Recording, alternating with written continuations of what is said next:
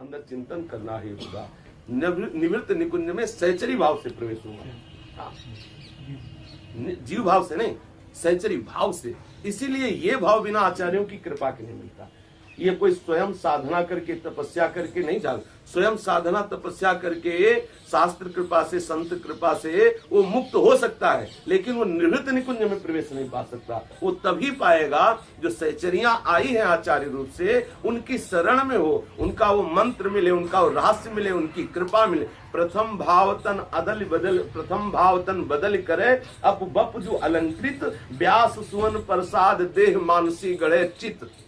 पहले से शरीर का भाव हटे और हमारे अंदर वो भाव जागृत हो, व्यास अर्थात हरिवंश महाप्रभु की कृपा से कि हम नित्य किशोरी की दासी किशोरी है। किशोरी आत्मानम की सुकुमारी मुकले, मैं अपने को किशोरी रूप में देखूं, तब निवृत्त निकुंज के अद्भुत रहस्य का हमें अनुभव होगा। ऐसा तो जीव भाव से तो किसी भी तरह मुक्ति का अधिकारी भी नहीं। जीव भाव से, जीव भाव छोड़कर जब ब्रह्म भाव में जाता है तो मुक्त हो जाता है, अखंडानंद का अनुभव होता है। दास्य भाव में जाता है। जीव भाव तो अविद्या ग्रसित नाम है। जो जीव शब्द है ना, तब ते जीव भयो संसारी। जीव भाव अविद्या ग्रसित होने पर है। काल कर्म स्वभाव और गुण के प्रभाव से युक्त जो अविद्या ग्रसित देहाभिमानी है, हर्ष शोक के अंतर्गत जो अपने को समझ रहा है, वही जीव है। जो इससे ऊपर उठा हुआ वही ब्रह्म भाव को प्राप्त हो जाता है। अब वो चिदानंदमय भाव को आप किस रूप में डालते हैं? जिस आचार्य के शरण में होंगे उनके द्वारा प्रदत्त भाव आपके स्वरूप को प्रकाशित कर देगा।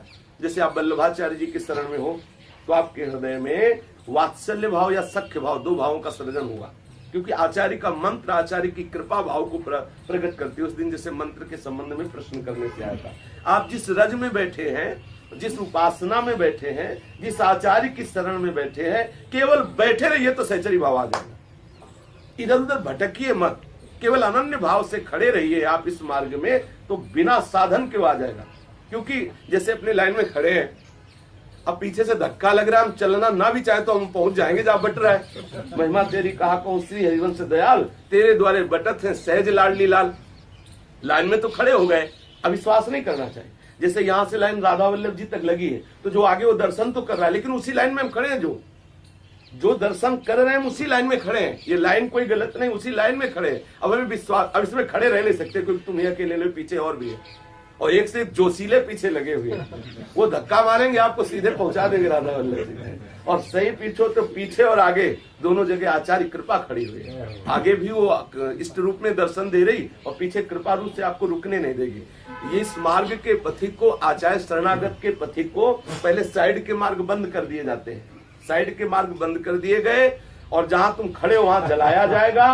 आगे के सिवा रास्ता नहीं, पीछे लाख हो चुका है, लौट सकते नहीं। साइड में रास्ता है नहीं, जहां खड़े वहां खड़े रह सकते नहीं, क्योंकि इतनी जलन है। आगे बढ़ो और वहीं जाके विश्राम मिलेगा। तो हाथ उठा के कहना होगा पायो परम विश्राम। ये परम विश्राम की प्राप्ति कि आचार्य शरणागति में बल है।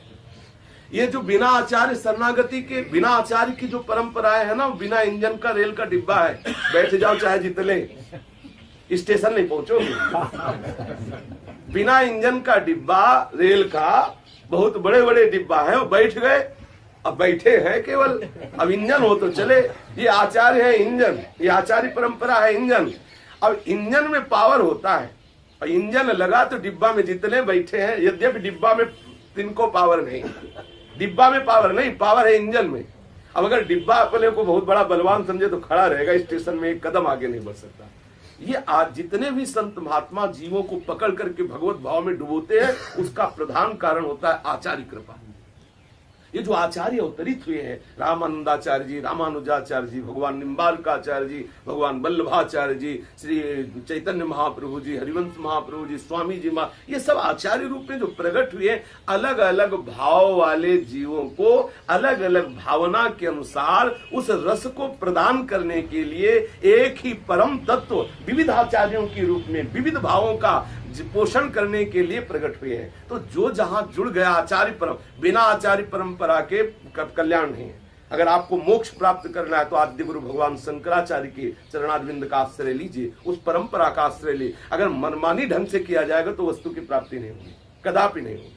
अगर कोई कहता हो कि स्वामी श्री राम सुखदास जी ने गुरु परंपरा का निषेध किया, कहीं नहीं लिखा कि गुरु परंपरा का निषेध किया हो, कहीं नहीं। उन्होंने नमस्कार, उन्होंने पाखंड का निषेध किया। स्वामी जी खुद परंपरा से युक्त थे, कैसे निषेध कर सकते? वो कौन सा परंपरा स्वामी जी जिसमें थे? राम स्नेही परंपरा। बिना आचार्य कृपा के कोई इस मार्ग में चल ही नहीं सकता है। जो बिना आचार्यों के अपना एक दल बनाते हैं वो है डिब्बा। बैठो आराम से, लेकिन बैठे रहोगे यात्रा नहीं होगी। वो आप बात करके देख लो, 10-10, 20-20 वर्ष हो गए, लेकिन बोले हमको ध्यान कराया जाता है। हमने पूछा क्या ध्यान कराए हो? किसी उसका परिचय ले, केवल हम वो मिले और उन्होंने बताया कि हम अमुक के अनुयायी हैं, 10वें वर्ष से हैं। क्या करवाया जाता है? बोले हमारे यहाँ ठाकुर सेवा, नाम जब पाठ, ये सब नहीं, ध्यान कराया। उनका किसका ध्यान कराया जाता है? बोले ध्यान में एक ज्योति चमकती है। कैसी ज्योति चमकती है? बोले दीपक की लौ की तरह दिखाई। अरे आँख खोलो, इतना भयानक सूर्य तप रहा है, लौ देखने की क्या जरूरत है?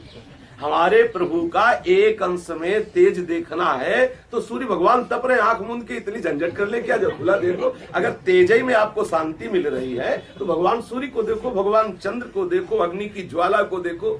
अगर वास्तविक ध्यान का विषय है तो मंगल मूर्ति, महामाधुर्य मूर्ति प्रियालाल है। हमारे जीवन का जब तक नाम का चिंतन, रूप का चिंतन, लीला का गायन और धाम का आश्रय नहीं होगा तो विश्वास मत करना कि आपका काम हो जाएगा। आद्य गुरु भगवान शंकराचार्य जी ने स्पष्ट वर्णन किया है कि अगर आपको मोक्ष प्राप्त करना है तो श्रेष्ठ साधन भक्ति है। वर्णन किया क्या है उसमें? मोक्ष साधन सामग्र्याम भक्ति रेव करियसी। श्रेष्ठ साधन बोले भक्ति है। अगर भक्ति को स्वीकार नहीं किया तो बोले मोक्ष का अधिकारी नहीं होता। इसीलिए गीता गायक भगवान श्री कृष्ण कह रहे सर्वधर्मान परित्यज्य माम एकम शरणम, मेरी शरण में केवल, मेरी शरण में केवल आ जाओ। तो जो अन्य आश्रय लेते हैं, आचार्य चरणों का आश्रय नहीं लेते, वो इस रस को प्राप्त नहीं कर सकते, चाहे जितनी तपस्या कर ले। तपस्या करने से देहाभिमान पुष्ट होता है, नष्ट नहीं होता। और आचार्य कृपा का आश्रय लेकर जो साधन बनता है वो अहम को नष्ट कर देता है। बिना श्री हरिवंश महाप्रभु के शरण हुए, बिना श्री स्वामी जी महाराज के शरण हुए, जो सहचरियां अवतरित हुई हैं, इस रस को प्रदान कर, बिना उनके जुड़े आप पहुंच ही नहीं सकते। अब छोटी बुद्धि में समझ में आ रहा है, जैसा YouTube में सब कुछ है, अब आपको क्या खोल के देखना, उसकी साइट में जाना पड़ेगा। YouTube में सब कुछ है, लेकिन उसकी पर्सनल साइट में जाना पड़ेगा कि नहीं? तो आपको परिचय प्राप्त करना पड़ेगा कि आपका साइट का स्वरूप क्या है। नहीं होगा, है तो सब कुछ। ऐसा थोड़ी कि YouTube खोलो सब आ गया तुम्हारे सामने। तपस्या और साधना से प्राप्त हो सकता है, लेकिन किस साइड को आप प्राप्त, किस साइड, जिस साइड में चला जाते हो पहले वहां का परिचय, पहले वहां का वो जो साइड का है उसको, हाँ क्या कहते हैं, चैनल, हाँ चैनल जो भी कहते हैं, उसमें ये संप्रदाय क्या है, चैनल समझ लो। आप आचार्य से जब तक वो कोड प्राप्त नहीं करेंगे, जो शब्द कि इसके खोलने से वो आ जाएगा, तब तक बात नहीं बनेगी। है तो सब कुछ, करके तपस्या देख, खोल के देख लो, सब है उसमें, लेकिन जिसमें आपको जाना है वो आपको परिचय होना चाहिए। बस ये सहचरियां परिचय कराती इन्होंने वृत्त निकुंज का, इसीलिए कह दिया कि बिना इनकी कृपा के भगवत रसिक जिनका ललिता सखी उपासना है, सिंह को छीर है, सिंह को छीर रहा है कुंदन के बासन, कह बच्चा के पेट और घट करे विनाशन। और किस सामर्थ्य नहीं किस रस को झेल सके। इसीलिए नवल किशोर उपासना, जुगल मंत्र को जाप, जुगल मंत्र को जाप, वेद रसकन की बानी, श्री वृंदावन धाम, इष्ट श्यामा महारानी, ये जिसके पास है उसे रस प्राप्त हो जाएगा। जुगल किशोर का मंत्र हो, नवल किशोर श्री श्यामा श्याम की उपासना हो, वृंदावन धाम का वास हो, इष्ट भाव श्री श्यामा महारानी में हो। जैसे वेद प्रमाणित होते हैं, ऐसे यहाँ प्रमाण रसिकों की वाणी का है। अगर इस पद्धति से चला जाए तो प्रेम देवता का हृदय में प्रकाश हो जाएगा। इसी प्रेम देवता से श्री श्यामा श्याम की चरणारविंद की सेवा का अधिकार प्राप्त हो।